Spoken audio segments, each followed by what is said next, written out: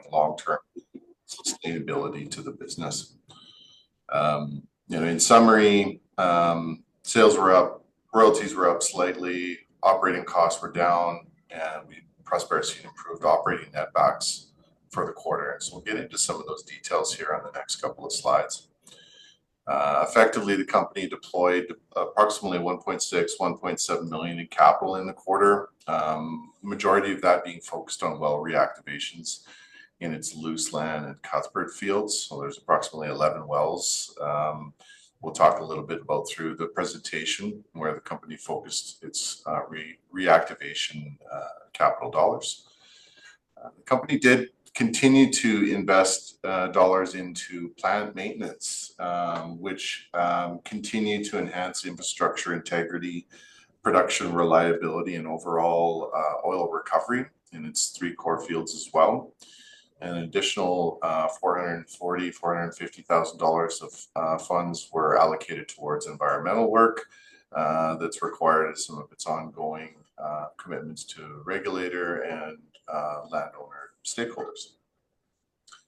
In addition to the spending side, Prospera brought in additional $3.2 million in term debt advances for development and optimization. These were the funds that were deployed into the field and essentially put into the ground to increase production and cash flow. An additional complement of $150,000 was secured through Prospera's currently open convertible debt or debenture offering, which is expected to close in Q3 2025. So I mentioned the $665,000 well reactivation spending. This was across 11 wells, which added almost 90 BOEs per day. These 87 BOEs per day are effectively an IP30. So we're taking the average of 30 days of production from when the money was spent to come up with this number. These funds are deployed at an improved capital efficiency of just over $7,500 per BOE, which is well below the $10,000 threshold that the company is continually trying to meet. Plant maintenance, as I mentioned, improved infrastructure integrity, so it allowed us to improve reliability in the field, increase the amount of water that's being injected in certain water floods, therefore enhancing production, supporting higher oil recovery overall. And as a bit of closure, Prospera completed its workforce optimization, which has allowed streamlining decision-making and reduction of G&A costs overall. Sean, I think we could probably go on to the next slide. So from a production standpoint, we've seen that the company is continuing to improve its production quarter over quarter. So from Q1, production was up 18% from 660 BOEs average to 780 BOEs on average. These additional wells that came online during the quarter, of course, helped improve this production metric. And so this was ultimately driving additional sales as well. And so we've seen the quarter result of about $4.9 million of sales revenue, which was up 7% from the quarter previous. However, the increase of production was offset by a softening of oil prices quarter over quarter that we'd seen. So overall, a positive for Prospera, again, as it continues its well reactivation strategy and bringing on additional production barrels. From an operating cost standpoint, operating costs were down to $36.86 a BOE, which is down significantly from Q1. This is driven by 2 items. 1, the increased production that came online in the quarter, and 2, the absence of certain maintenance upgrades, expenditures that have gone towards increasing the reliability and so on, and some colder weather that was experienced in the quarter 1. So when all of those items are taken into consideration, and I did mention that royalties were up, we'd seen some some payout of some of the horizontal wells drilled in the Cuthbert fields, which is overall positive. However, due to the fact that the wells have paid out, now we are seeing some additional royalty costs as a result of that. And effectively, boiling that down, operating netbacks are up from 627,000 to 1.6 million on a BOE basis from 10.5 or roughly $10 in Q1 to almost $23 a BOE in Q2. So overall, the company does continue to focus on optimizing its cash position. It's working closely with primary vendors, landowners, and other stakeholders to reduce its outstanding accounts payable positions, and continues to attempt to work at optimizing its working capital deficit, which has improved by almost $3 million from December 31, 2024. So overall, again, a positive quarter for Prospera as it continues to work through this reactivation strategy, improving its cash flow, and building a stronger baseline cash flow that will provide this long-term sustainability to the business. I think that's largely the end of my portion, although I'd like to express an appreciation for the continued support of the board of Prospera, the shareholders, senior lender, the vendors that we're working closely with, the regulators, the municipalities, the landowners, and certainly the employees and the consultants that have supported the company's turnaround efforts over the last 8 months. The next slide is largely focused on some of the progress that we're seeing from the well reactivation strategy that's been implemented. Here you can see the Luseland field and how the volumes have increased from sub 100 barrels a day to over 300. I think there's some really exciting opportunity in this field, and some of the operational strategies that are currently being employed that are going to allow us to continue to see this production increase. I think it's probably a good time, Shubham, maybe I'd pass it over to you and you can talk through the technical aspects of this and some of the key wells that have contributed to these successes. Yeah, you bet. Thank you, Chris. Thanks everybody for joining the call today. I appreciate your continued support here as we continue to add barrels, increase cash flows, and grow Prospera out to what it's meant to be. And as you can see, we're seeing a continued increase in our quarter-over-quarter numbers, and now really on a good path here.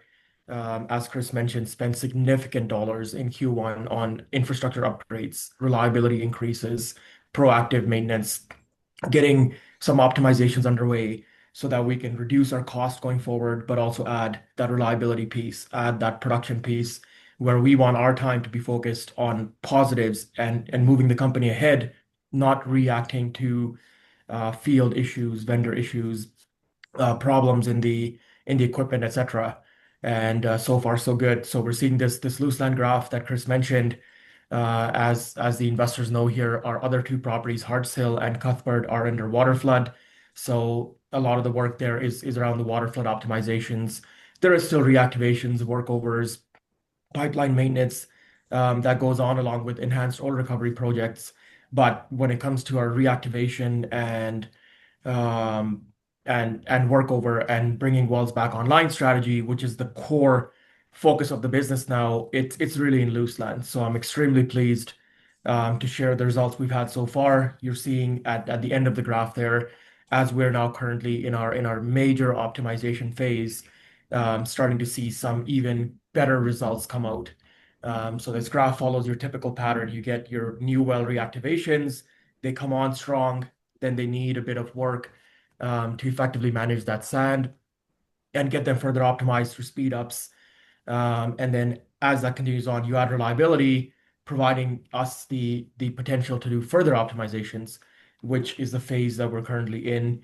I should point out that there's currently 7 wells that are not active in Luseland, which are on our list. Some of them have already got rig jobs completed. Some of them are ready to fire up today, but we are not at the moment. We're focused on the current 30 wells that are online, getting them optimized first, and then bringing some of this production online over the next couple of weeks. So Sean, if you can just take us to the key wells report, please.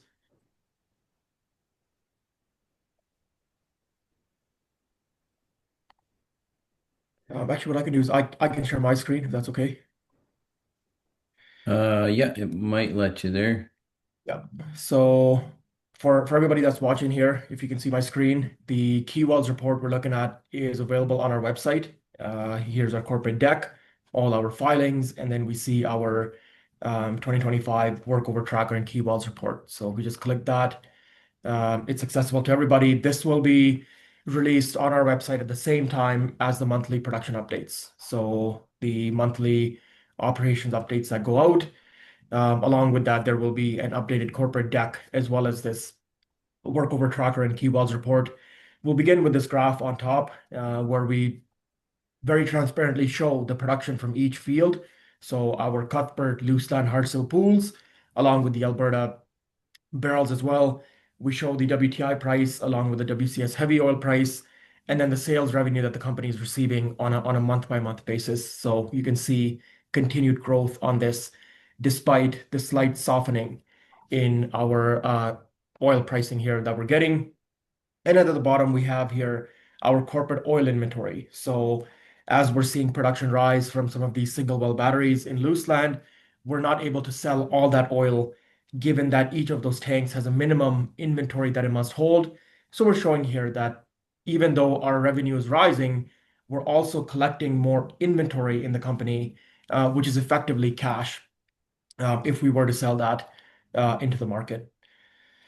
Beyond that, we have our workover tracker. So every well that the corporation has done since the changes at the management and board level on October 31st, 2024, and the IPs on each well. So the IP30 is the cumulative barrels produced over the first 720 hours divided by 30 gives us the average production over the first 30 days of uptime.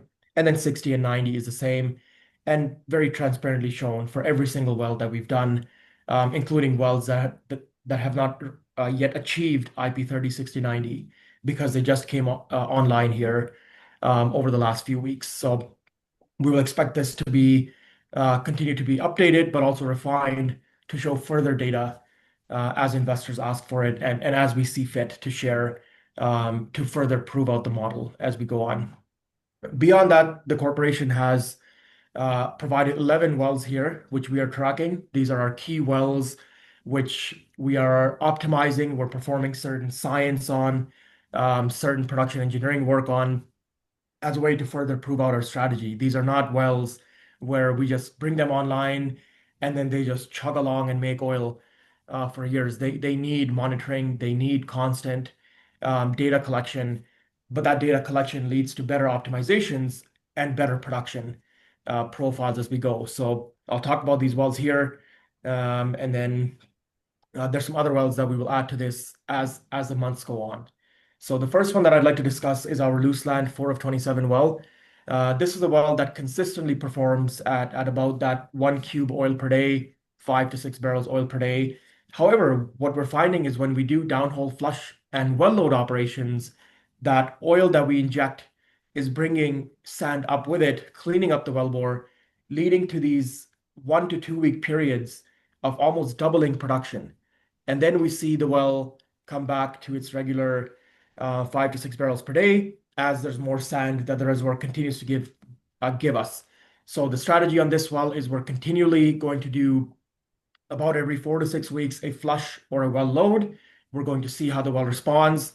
As long as it continues to give us incremental barrels over what's injected, continues to bring sand up the wellbore, this is a strategy we will continue to implement over the next, could be many months, until it completely cleans up to a stage where the sand content is low enough that we can produce 8, 9, 10, 12 barrels per day consistently on it. So one of the examples of a legacy well, it's producing fine, but we can get more out of the reservoir. However, it's going to take time. We can't just all of a sudden speed this up and it starts making 10 per day, because what we're going to do is sand's going to come into the wellbore, it's going to slough in, create problems with the pump intake, and eventually the well's going to sand in if we don't give it time to produce slowly and then do the flush at a predetermined frequency here going forward. The other well that I like to talk about is the Cuthbert 5 of 27 horizontal. This is one of the wells that was drilled in late 2023, early 2024. And despite being active for almost 2 years now, we can see that we've optimized the well quite significantly here. We've taken it from this jagged pattern where there were sand sloughing in. We were seeing unreliability in the production numbers. We were seeing the fluid level jump all over the place. Over the last 2, 3 months now, we've reduced these downtime frequencies by adding engine maintenance, fuel gas maintenance, adding extra batteries on site, making sure that this well stays online throughout any weather issues. And we've added predictability. So we've really dialed in the fluid level here. We've dialed in the sand control. We've dialed in the fuel gas reliability to ensure that we're not seeing these patterns. We're seeing consistent water flood optimization. Your water flood should be very steady state, constant production, not bouncing around all over the place, like some of the ways that this pool was previously being managed. And we're working on all three pools at the same time. So there is projects to do in all three pools. We're slowly implementing projects. We don't want to get rammy and start hitting all the wells at the same time. We're really going slow, making sure we understand the science, making sure the results actually make sense. It's not just oh, well, we did this and this happened, therefore it must work. We need to understand why did it work and what can we do to make sure the next one works as well. And then we have our Hearts Hill 4 of 34 well. This well was offline for 4 years and it was left offline and no work was done on it. We brought it on at about 7 barrels a day.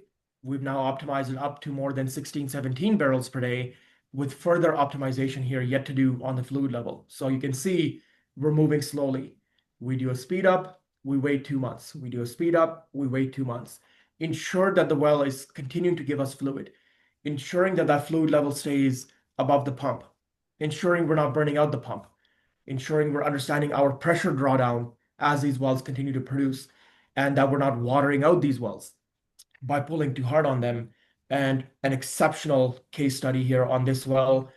We expect to show continued growth in this well as the rest of the year continues here. Another well in Hearts Hill, the 3 of 30 well. This well was online for quite a few years. It was making about its 12 barrels per day, but at a very high water cut. So we went in, we started actually slowing this well down. So because there's a underlying water here, we were pulling too hard on the reservoir and that water was channeling through the oil into our pump. So we started slowing the well down, slower. We've now reduced the RPM on this well by over 100 RPM. So not only have we almost doubled production here, we've reduced water cut, which allows us to reduce our operating expenses on that water disposal and injection and cleanup. And we've added longevity to the pump. Because we're pumping it at 100 RPMs less, we add run life to this well and should have even better runtime on this pump, on the rods, on the tubing. And looking forward to see how this well performs here. We're mostly 99.9% optimized on this one. There's not much more. We can slow it down without losing our oil. So this is now in a continuous monitoring phase and will continue to remain there, allowing us time to focus on other wells in the area and in Luseland. This is our Luseland 4 of 33 well. So compared to the rest of our Luseland pool, which is at about a 8 to 10% recovery factor, section 33 is at a 2 to 3% recovery factor. So very little oil out of this section has been produced, notorious for sand issues. There's numerous huge sand pockets that are sloughing in, creating problems with these pumps. And you can see that. You can just see that in the production profile of this well is all over the map right now. This was a startup in very early April.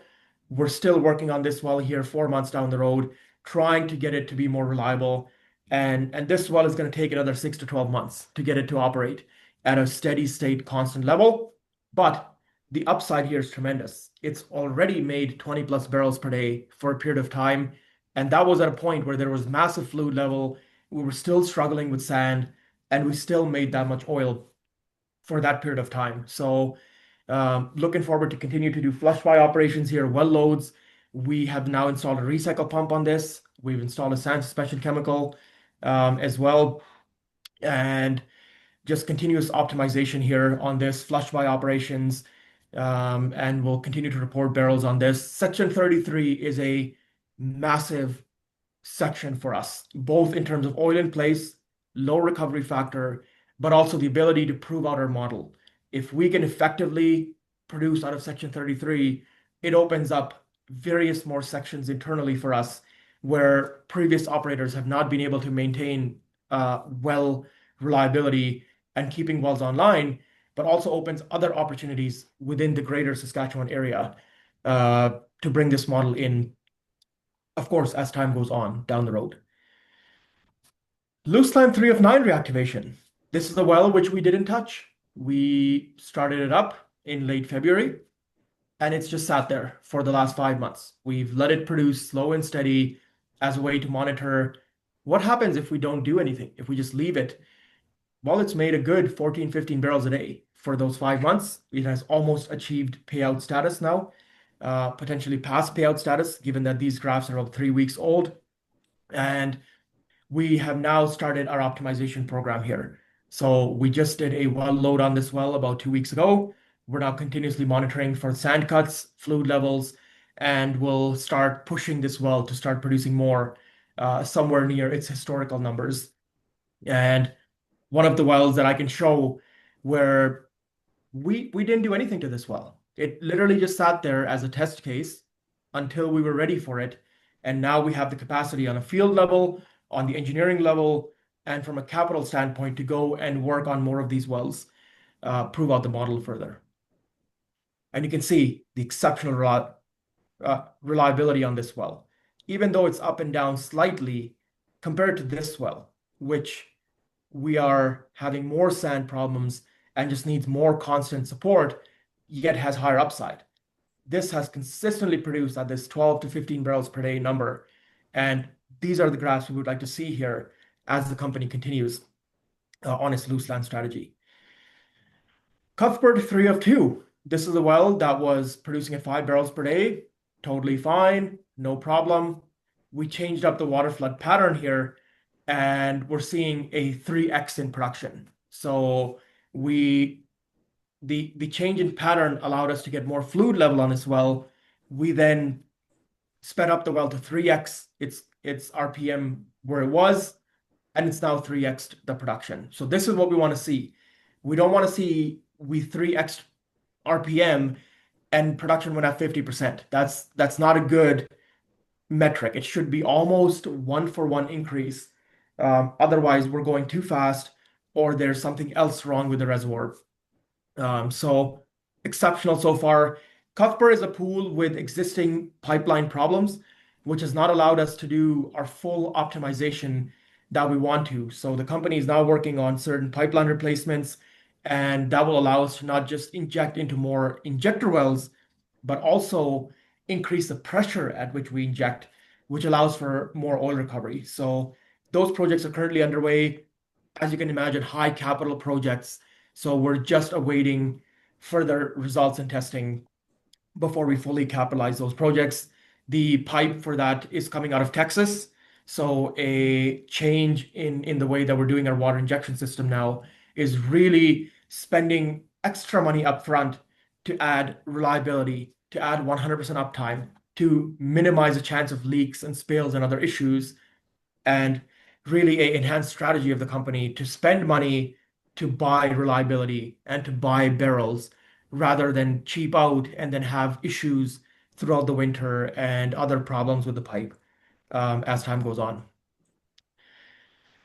Luseland 10 of 7. This is one of our latest reactivations. It came online in early July, one of our high impact wells. So go back to where the company was on October 31st. We could not do our high impact projects because the chance of success was somewhere between 65 and 95%. We focused on wells where we knew 100% we were going to get oil. We knew what was wrong with the wellbore. This 10 of 7 was a bit of a unknown. We ended up growing the base production from October 31st to May, June, July, allowing us now the opportunity to go into some of these higher impact wells that have a bit more science and art required. And this well has rewarded us exceptionally, making over 30 barrels per day oil right off the bat, with more fluid level here yet to go. But we're just going to leave the well where it is for now. This is our first well with an upsized 30 series pump that we put in there. A absolute sand augering pump allows us to produce the well at a higher rate, but also produce more sand up. There's been days where this well has made more than 1 cube of sand in that day into the tank. So really excited for this well. It opens up another 15 to 20 wells that are on our future reactivation strategy, and extremely pleased with these types of results. Another well in Lusan, our 1 of 33, similar story, monitoring here. We let it sit for an extended period of time. We started the optimizations, and now we're letting it sit at this 8 barrels a day for an extended period of time. We'll continue to optimize this as the rest of the summer continues, hopefully to another step change up, and then consistently stay there. Luseland 10 of 18. This well just came online about a month ago. We already did our first optimization, brought it up from 5 barrels a day to 11, 12 barrels per day. And we are very confident in this well because over its history, it has produced over 450,000 barrels out of a vertical well. It last ran in 2007. We think this well will give us a consistent 11 to 12 barrels per day throughout time. But is there something we can do here to create sand influx? Is there something we can do here to increase our wormholes? Is there something we can do here to create more barrels out of this well?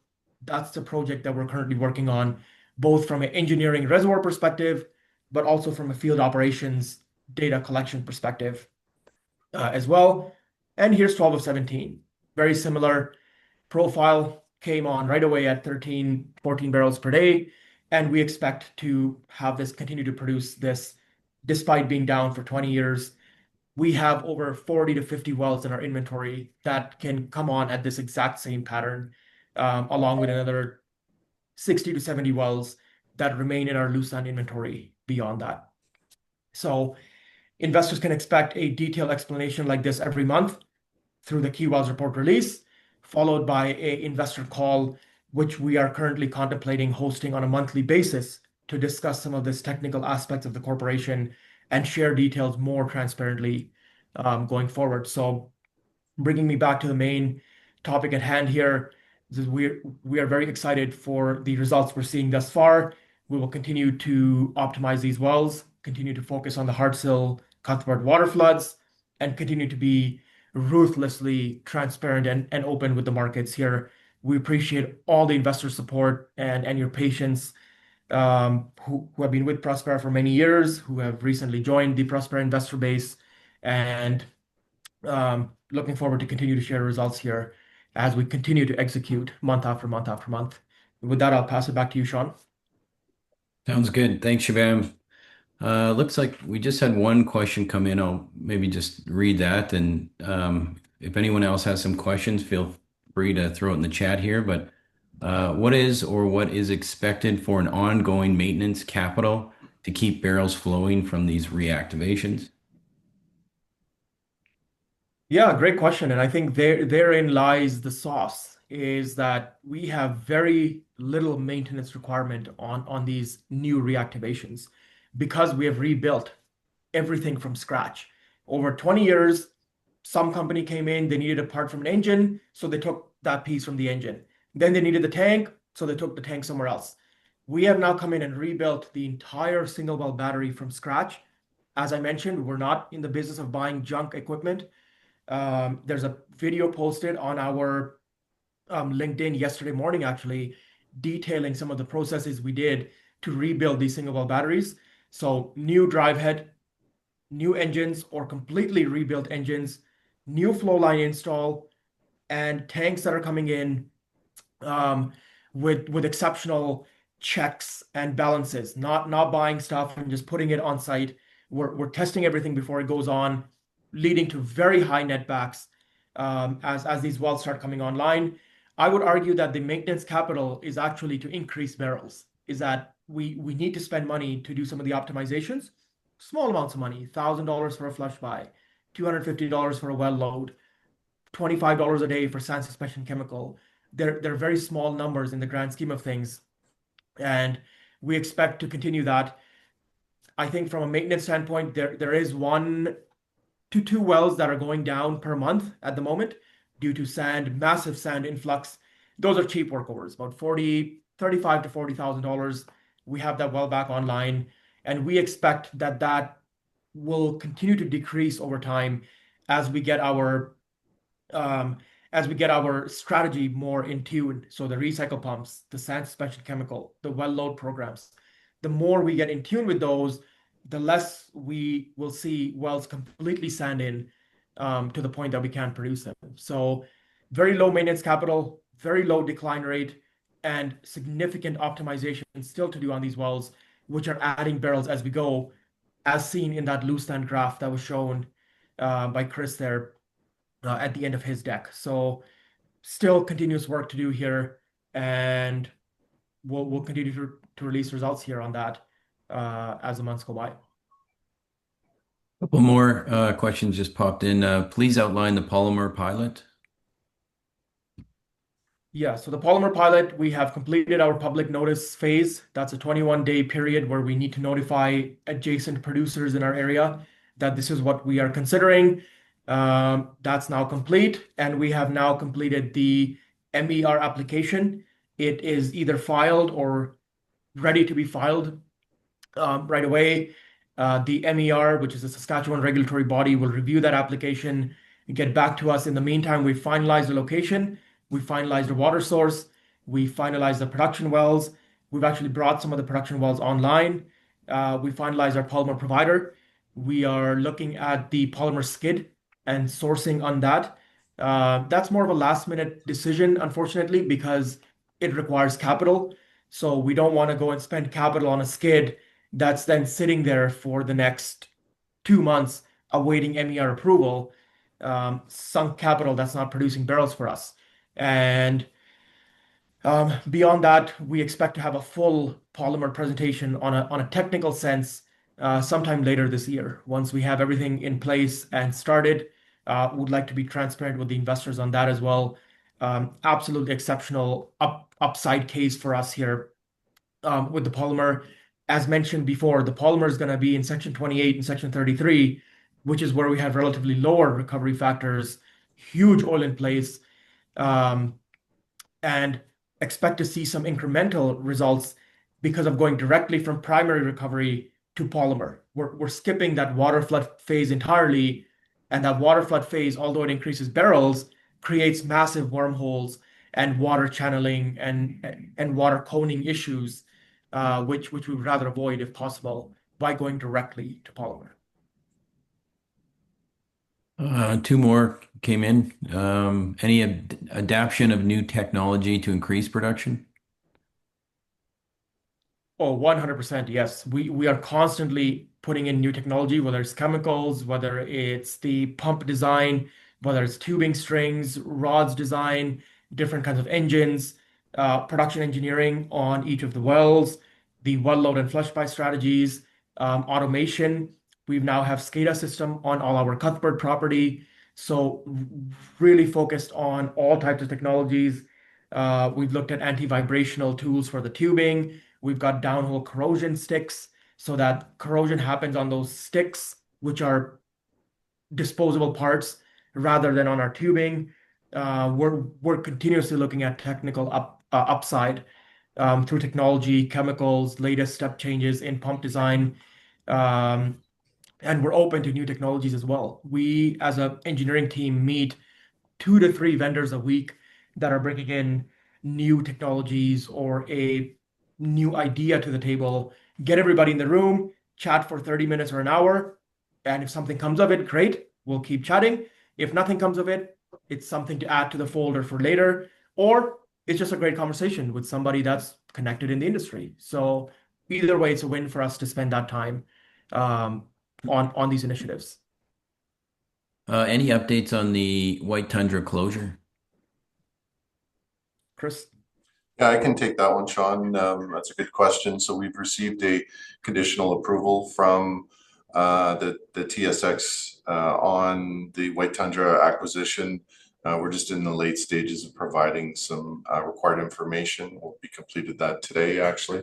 And so we expect final approval on the transaction from the TSX probably in the next couple of weeks after we check the remainder of the boxes. And then what this allows us to do actually at the end of the day is we'll be able to begin starting to report the White Tundra volumes in our monthly market updates, in our financial statements, and so on and so forth, as White Tundra will be essentially included in the consolidated results for Prospera. That's great. Chris, I'm gonna jump over that one question if you could clarify that one. The second one you ask is describe success with vendors taking stock for payment. Anyone want to jump on that one? Yeah, absolutely. As part of the essentially the reorganization process, we're actively engaging with all the vendors that we either have outstanding arrears with or we have ongoing business with, or both for that matter. And we've been able to work with a lot of vendors that are critical to the operation that on various different settlement strategies. And that includes a lot of the vendors agreeing to take stock in the organization as we continue to build out the increased production and ultimately market cap at the end of the day. So that helps with goal alignment. It helps reduce accounts payable, improve liquidity, and so on from an organizational standpoint. So we're happy with a lot of the discussions that have been spearheaded by various folks in the organization to work closely with our vendors, and we continue to do so on a go-forward basis. That's great. Yeah, and just to add to that, thank you, Chris. Just to add to that is we are an open door policy. So we 100% realize and know that we have vendors that we owe arrears to, that this new management team inherited. We are proactively talking with all our critical vendors. We are proactively going out there when either Chris or myself or our team is in the field. We're going and meeting landowners, we're meeting vendors, we're meeting owners of these small service companies that are critical to maintaining production in these towns. They are very small family-run outfits, and we go out there and make that initial point of contact. Some of our landowners are they've been farming these lands for multiple generations, and so to go out there, learn from them, have an honest discussion about where we are on the payment plan, how the company is growing to further increase its ability to address these payment plans, is I think our strategy. So we're out there, we're focused, we're in discussion with 80 to 90% of our vendors on at least a monthly basis. Some of them even more active, and looking at ways that we can work together to grow these companies out. We obviously are a high capital growth and spend organization. We have the ability to work with vendors and spend money in these towns as we grow our barrels. So allows us the opportunity to have very creative deals, deal structures on this. And as the investment community may know, we have now reported two transactions last month on shares for debt deal, both of them significantly above the current share price, as a way of the vendors' belief in what we're doing here in the organization, and ability to work together to grow this company out over the next 2, 3, 4, 5 years. And the success really for the vendors in this situation is that we're able to continue to work with them on an ongoing basis. So that means essentially more work for the vendor and kind of a goal-aligned relationship, but also allows for participation in the upside. So as we continue to grow the market cap and increase the share price, the vendor actually ends up recovering more than what they would have had they been paid out for the services for the historical arrears. And so I think it kind of really works for both sides. And I see one more question here just around partner working interest from the chat. And so just provide a little bit of clarity on that. Prospera doesn't include partner volumes in the volume or the sales volume that it reports in its financials. So it reported 780 barrels a day of net production, which is essentially Prospera's net working interest. Although in fact, it actually produced more and sold more than that because it doesn't report to the partner 14% working interest at the Cuthbert facility. So it would have been over 800 had it been able to report gross barrels, which, as we've discussed on previous conference calls, we do have certain partners that continue to be in arrears outstanding in terms of their joint venture billing. So effectively, they're still owe the money to Prospera. Ideally, we're able to settle that up down the road, but unfortunately, in this situation, we're not able to report the partner working interest in the sales volumes. So Awesome. I think that covers all the questions. So again, appreciate everyone's time. This has been recorded, so we'll have this posted online, and yeah, you can maintain and stay updated with us on the website with the Key Wells report, and the deck is, as we mentioned before, a living document that we're constantly updating. So appreciate everyone's support and time, and have a great rest of your day. Sean, to maybe leave it with one final point, and I don't know, maybe if it's just me, but I can feel the passion that resonates from the discussion we just had on the Key Wells report, and that passion resonates through the culture of the organization now, and everybody around here is pretty excited. I think Prospera is not only turning the corner, but has turned the corner. We've got some really exciting things happening going forward, and look forward to talking about those in our next quarterly conference call. Appreciate everybody taking the time this morning to attend. It's great. All right. Thanks, everyone. Thank you. Thank you.